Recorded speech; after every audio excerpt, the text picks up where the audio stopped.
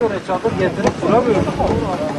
Yani hanede var belki 80-90 tane küçük başlar. Adam bırakır da nasıl bir şey? Ben zaten size ben sadece size ihtiyacınız olan şeyi dile getiriyorum. Barınma ihtiyacı var, herkeste var.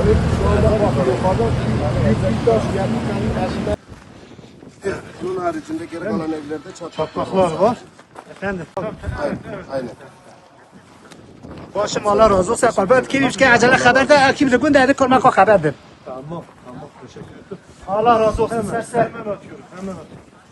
Serserim tamam serçavim.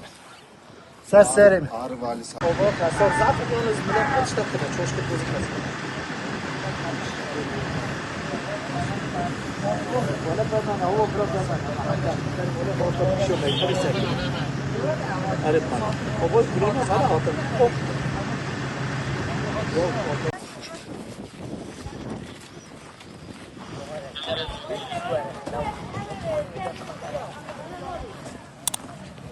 Oysa bana fazla tutma.